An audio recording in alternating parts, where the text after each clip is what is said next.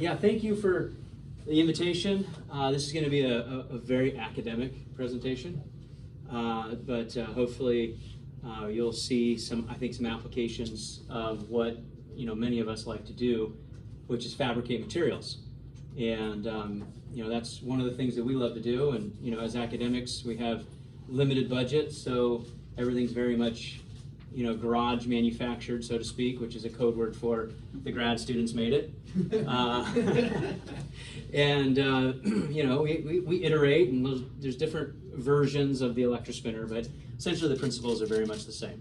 So what I want to chat with you today is about tissue engineering and regenerative medicine, and the focus of my talk is really going to be around wound healing and how we really focus a lot of our energies on trying to develop some novel wound care products and technologies. So there's three main sections to this sort of brief 30-minute talk, so I'll go pretty quickly and efficiently, but feel free to interrupt and ask questions if you have any, or we can take questions at the end. So I'm going to look a little bit about some contaminants, environmental contaminants, and how they impact wound healing. And then I'll chat with you a little bit about this novel antimicrobials that we've been working with. And then lastly, I'll share with you some of our work using tropoelastin and electrospinning tropoelastin into novel scaffolds. So this concept of metalloids and heavy metals. Example of metalloids being arsenic and the heavy metal being depleted uranium. These are naturally occurring substances. In fact, arsenic's found in dirt in the ground, and it makes its way into our groundwater. Depleted uranium isn't typically there, but with uranium mining for atomic warfare and applications for the depleted version of uranium is for like armor-piercing rounds and for shielding of tanks and military vehicles. So you can see that there is always going to be uranium mining happening as long as we're sort of building military power around the world. So around the world, one of the biggest challenges is these two contaminants make their way into the groundwater. And we measure that. It's found here in our water in the Southwest. And so it's not just a global phenomenon, but if you look around the world, you can kind of see the red hot spots smattered throughout the world of an arsenic map. Okay, so this is where arsenic is naturally occurring around the world. And in the United States, in a lot of other countries that are more westernized, or even in developing countries where they're paying attention to these levels, they measure these in parts per billion and they create a threshold. If we look specifically in the Southwest, this is a map just to orient you of the Four Corners area. So this is the Navajo Nation. This is Tuba City. Flagstaff would be somewhere around here, and then Phoenix is kind of at the bottom of the cabinet, okay? This dotted line is this EPA safe drinking water level. So these areas, these water locations that are in the darker tones and larger in size are areas that have contaminated water. They're not safe to drink. So you can see in the Navajo Nation, this is a real problem, okay? And specifically here in the Southwest with respect to arsenic. And uranium and arsenic are really found in a lot of the same places. And so there's sort of this overlap between what I'm sharing with you on arsenic story as well as uranium. I didn't have enough time to tell you the whole uranium story as well, so I'm kind of focusing on arsenic, but I'll share with you at the end of the lecture section sort of our solution, and it's a solution that plays well nicely to arsenic treatment as well as uranium treatment. So the issue here is a lot of health concerns, whether it's onset of diabetes or cardiovascular issues, autoimmune disorders, even cancer. And so arsenic is not something that we want to be consuming in large amounts. One thing that we found in our lab is trying to find our niche. In our niche, as it relates to arsenic and heavy metals like depleted uranium, is in the space of wound healing. And nobody in the literature had asked yet, how does this impact the skin as an organ? So we have a lot of work on lungs, inhalation injury. We have a lot of work on kidney deposition, renal failure, a lot of bone deposition, cardiovascular effects. Nobody paying attention to skin. And that's kind of what we do. So we were the first group to kind of ask the question, how does arsenic and uranium contamination impact wound healing? And so we built a benchtop model first to kind of test some of our theories. And we call this a migration assay or a scratch assay, where we cell culture fibroblasts. And Dominic, one of your colleagues here at Nanosciences, did a lot of this work when he was in my lab in NAU. So we grow these skin cells, these skin fibroblasts in monolayer in this petri dish or in this T75 flask. And then we subculture it into smaller wells. I can see here this 12-well plate.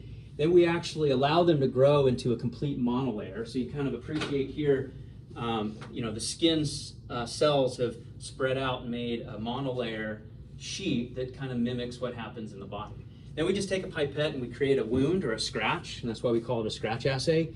And then we allow that scratch assay to close over time. And we can measure this rate of closure. We can characterize visually, morphologically, quantitatively how things are actually moving. So that's the assay. The data sets that are generated, you can kind of see the panel of images across the top are a snapshot in time. So that wound will actually close in about a 24-hour period under normal conditions. And that's considered normal wound healing. If we spike it with these contaminants, we slow things down. You can put things in there to speed things up. And it's just a nice, quick, one-day experiment to be able to see how things are working, okay? So the left graph is acute exposure, the right graph is chronic exposure. What's the difference with these fibroblasts? Acute is you spike it immediately and you measure it. You hit the stopwatch right at the time that you create the scratch is when you dose it with the arsenic. The chronic is these have been growing for a couple of days under the influence of arsenic, okay? And the real take-home message here is if you look at the closure rate, it gets close to 100% closure, after a 24-hour period of time. And then these lines just shift as you increase the dose of arsenic. And so the highest 10 micromolar dose actually really kind of perturbs the closure rate. And we can actually see statistically significant influences of arsenic slowing down the closure rate at an order of magnitude lower of arsenic if it's under chronic exposure. So the take-home message is long-term exposure to small doses of arsenic are actually really bad, not just a one-time shot with a high concentration, which kind of exemplifies what we have in our groundwater. If we teeter on that parts per billion of 10 parts per billion being that threshold, we know even if we're quote-unquote safe, but if we're safe and right on the edge for a long period of time, we might have problems, okay? So we wanted to take this from the benchtop into an animal model because we wanted to say, hey, how does this translate in a living system with intact skin? So in our lab, we do a full thickness wound model. We can do this in rodents. We can do this in pigs. We tend to do it in rodents first, just to try to get an understanding of how do the benchtop experiments translate into a living system. So a full thickness wound that you can kind of appreciate there on the far right, and the results of the experiment. So we actually did sex experiments to see male versus female, to see if there were any differences. In a lot of animal work, it's really advised to kind of compare male and female physiology to see if you've got unique aspects that happen in one sex versus another. And interestingly enough, that's exactly what we saw. So now we're in the skin system, nobody's really published in this space, and now we're starting to show sex differences where the implication to the population of humans would be, hey, if you're in a region and you have chronic long-term exposure to arsenic and you're a female, this actually may be worse, okay? And we saw that females under arsenic conditions were far more sensitive from a wound closure standpoint than the male counterparts. If we look over here at erythema values, this is wound closure. So you can see that the wounds were closing at a significantly lower rate in the mouse study. And this is just after 6 days of healing. That was kind of our time point. They typically do in a week what takes us about 2 months to do from a wound closure standpoint. It's a much more accelerated pace. At 6 days, you can see the erythema value, which is a level of inflammation, like how angry the wound was. And the female arsenic dosed mice were actually in worse condition. So it kind of lines up. So the last slide here is shifting away from arsenic, but it's applicable to arsenic on where we're going with this work. So we've been playing now with chelation therapy, ways not just to, scare tactics of like, only drink bottled water, right? Or, call the Culligan man. In academics, a lot of it is kind of, hey, there's a problem. We always like to study the problem and point out the problem. And I really like to, move on beyond that into the translational side of how we're going to fix the problem. What's the solution? So here's where you all come in from an electrospinning standpoint. Obviously, our, garage-made, manufactured, graduate student invested electrospinner, but it works for us, and we can start incorporating different types of chelators. This one was phytic acid, and you can kind of appreciate here after the 24-hour period of time that this middle bar actually gets you closer to the control group as it's sequestering depleted uranium in this case. We're looking at arsenic with new molecules known as rhamnolipids, and that's work that's being done by Brenda Padilla, as well as Taylor Gilmore in the laboratory. But I wanted to kind of leave this little section with you of where we're going with this work.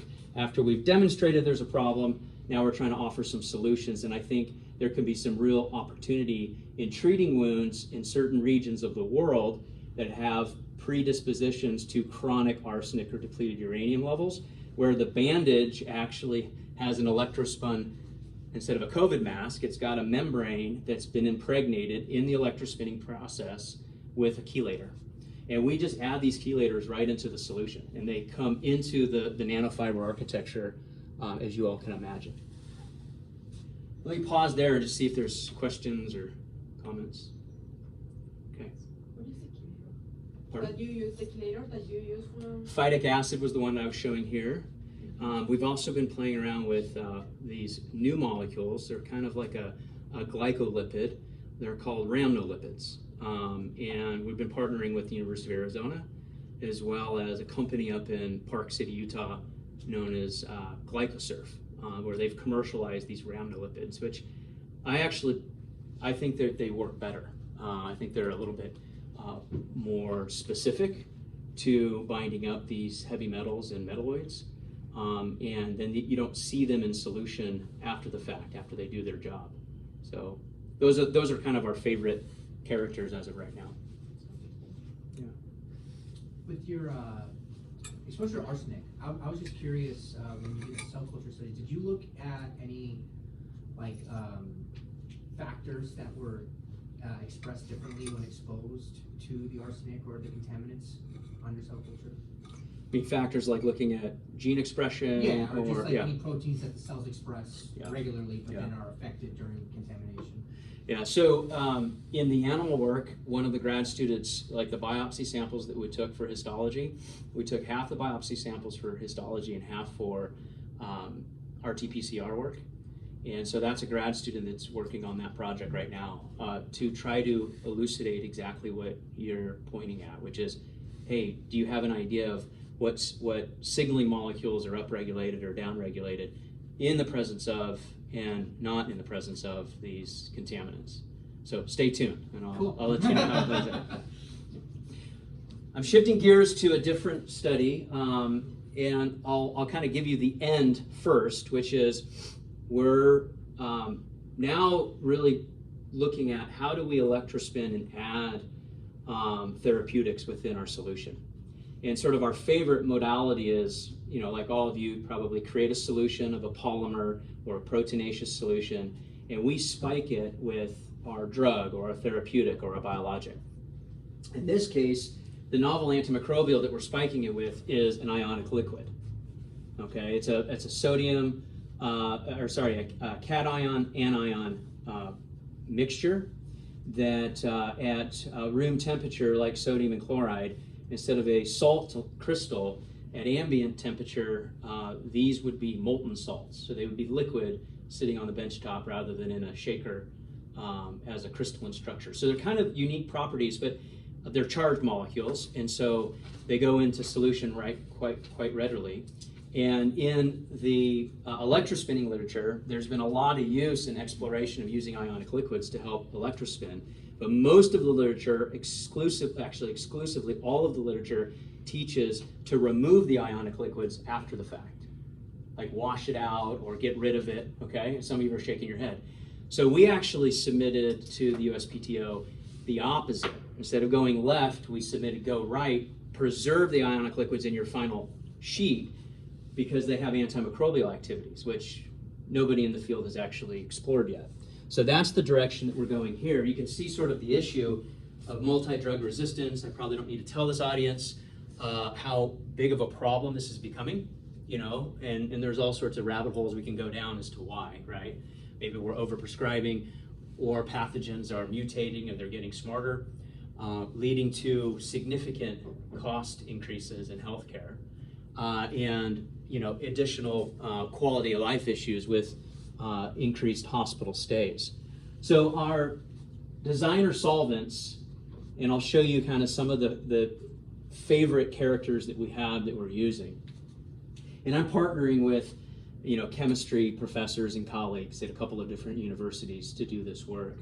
And we focus pretty heavily on the electrospinning and then on the animal work.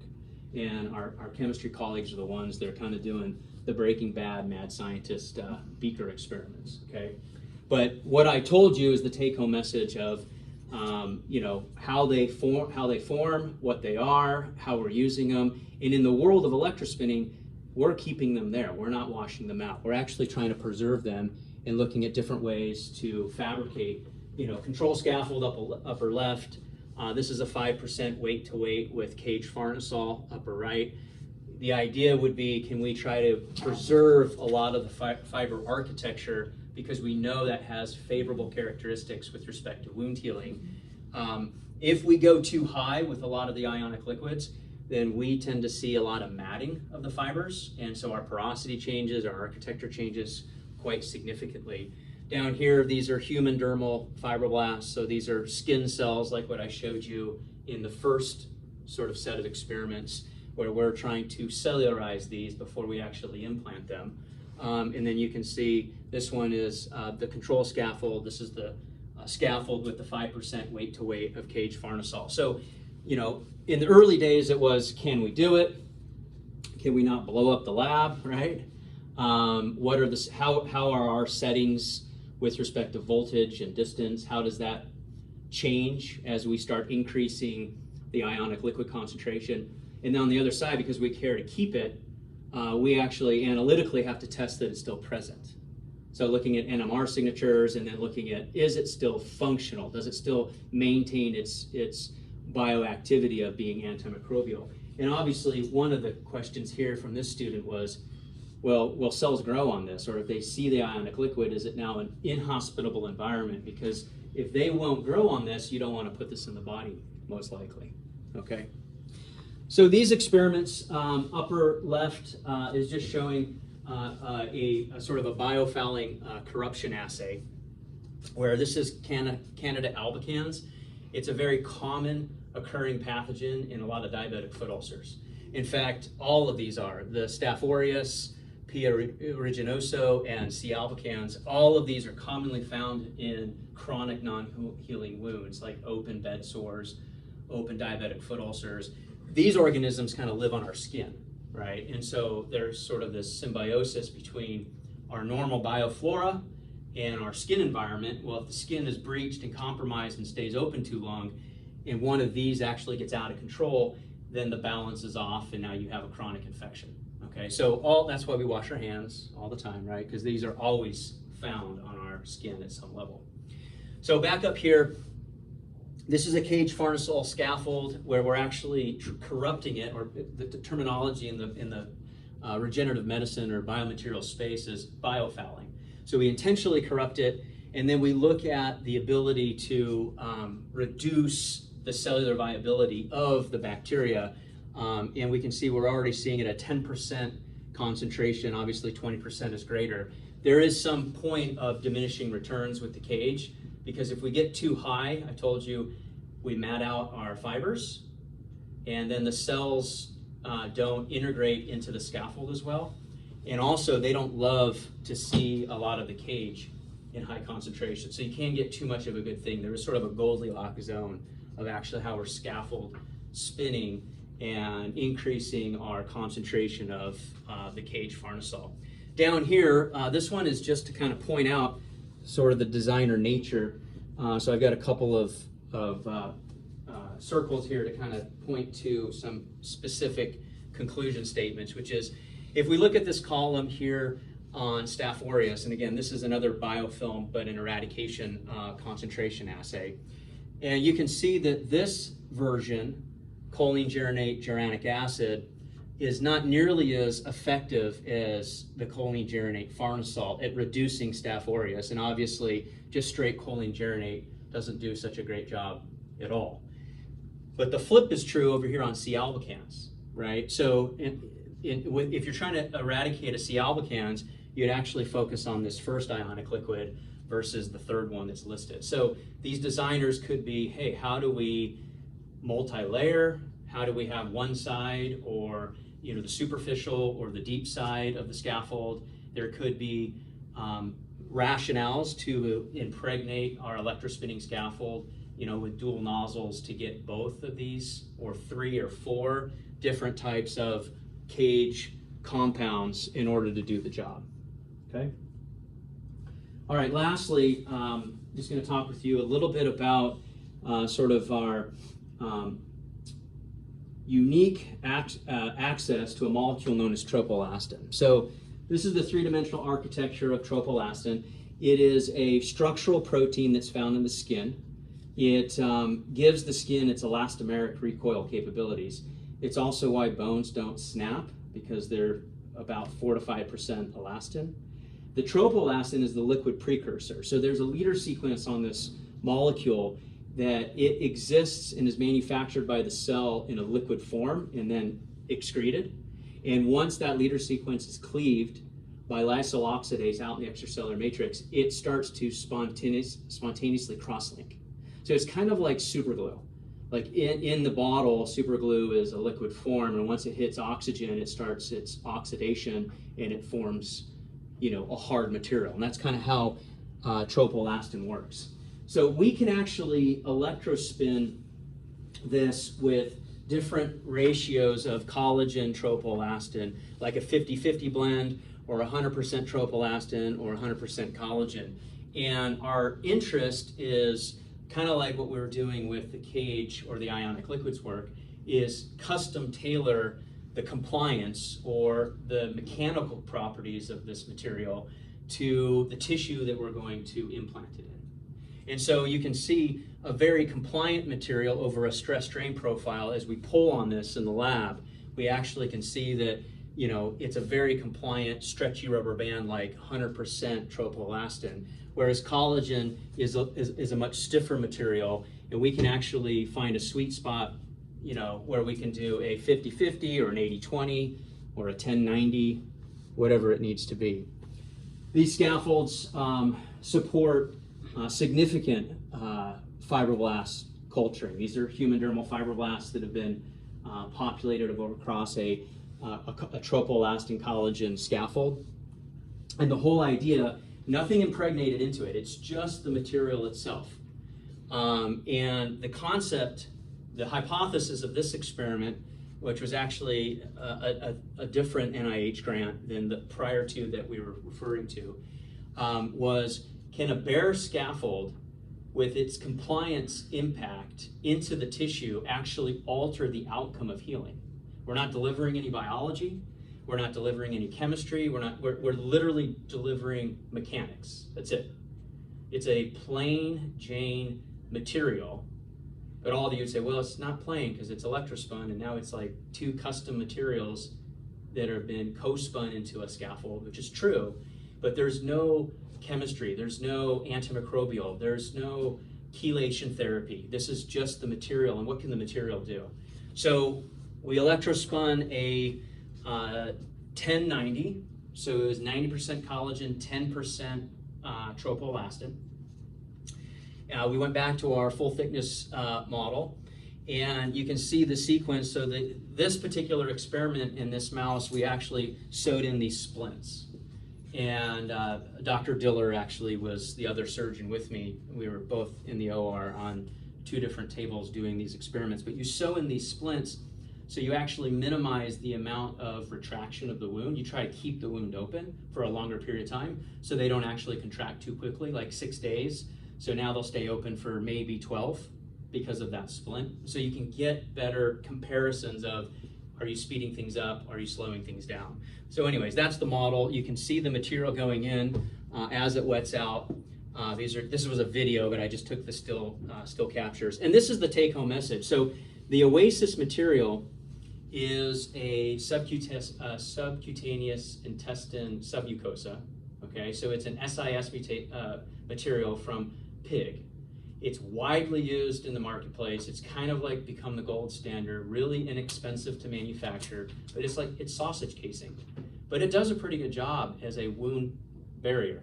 And it's processed differently than the butcher processes it, right? And it's a sheet, it comes out as a sheet, and it looks very similar to this. So the concept is bringing out a replacement against a control group that's in the marketplace. So the regulatory pathway would be what we call a 510K, where we don't have to do clinical studies. We actually submit with a predicate device, which is Oasis, and you have to show that you're substantially equivalent to, right? So you say you're same as. It has to be a boring device. It can't have any biology, can't have any drugs, and you make the same label claim as the predicate in the field. Okay, so that's the concept here. So we're kind of paving the way for a 510K regulatory submission with an electrospun wound healing scaffold that's just bare. Okay, nothing really overly sexy about it. And you can see that we're actually statistically faster in a wound closure with just this mechanical impact. If we go to histology, you can see this tropoelastin collagen across the top. Histology, you can see the Oasis across the bottom. This is at 28 days, so those splints really kind of keep things open. So you have a better ability to see minutia details as they change over time. Does that make sense? In the old model without the splint, 6 days is all you get. Here you get 28 days of observation because you got the splint in place. So a lot of people under sort of low mag view would say, okay, it's definitely closed after 28 days, which is about a month. The wound is closed. But if you blow up this histology, this is a very immature piece of skin, okay? If you compare it here to the wound healing device, the Ph.D, which is just the tropoelastin collagen membrane, and you increase the magnification, you can actually see the individual strata of the epidermis, this dark layer here. These arrowheads are actually pointing to hair follicles. So you've regenerated new hair follicles, which is actually not a scarring response.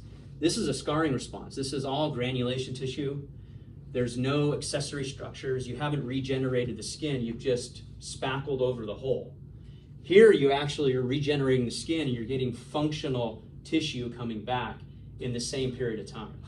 Again, no biology, there's no chemistry, there's no drugs being delivered. This is just an electrospun material that more closely mimics the mechanics of the skin, and the skin actually responds to that. So, last slide on these data. This is a stress strain pull here. You can see real time we're generating, capturing our force over time. We pull it to failure. I mean, engineers like to break stuff, so you just keep going until it snaps. That is the tissue that we regenerated, that we explanted after a month. And we're pulling on it to identify the mechanics on a stress strain profile. So you can see the stress strain profile here. This is the WHD is actually this graph right here. And you can see that the control skin is not like normal skin. It's just control healing where you don't put anything in. So if you just let the mouse heal on its own, you don't put a scaffold in, it actually fails really early, right? And the non-wounded, the green line, is control skin that's never been damaged. And that's sort of our group that we want to mimic. Does that make sense? So you can appreciate that the wound healing device actually goes further than Oasis and more closely mimics. You can kind of see this big stiffness coming up here right before it fails. All of the collagen fibers align, and it creates a real stiff material before it pops. So we felt pretty happy about this project where we're making a simplistic device using electrospinning principles, and not adding any unique chemistries or any pharmaceuticals or biologics, and really able to increase the mechanical properties of the remodeled tissue to be more similar to native tissue, which is ultimately our goal in regenerative medicine. Is we're trying to regenerate new tissue, not just heal it and create a fibrotic scar. And we feel like we'll get better outcomes. Not only will it look nicer aesthetically, but it'll perform better. That's a stronger functioning tissue with, new hair follicles, new sweat glands, new structures that are supposed to be there in skin. Now, apply that to another organ. Think about heart or liver or kidney.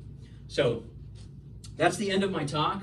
Just kind of a recap of the 3 different segments, and just a ton of people to say thank you to, including the funding. Nothing happens without money. So you have to say thank you to here, because they're the ones that give you all the funds to do the work. And then, of course, all the graduate students and colleagues, and all of you at ASU, you understand how important you are.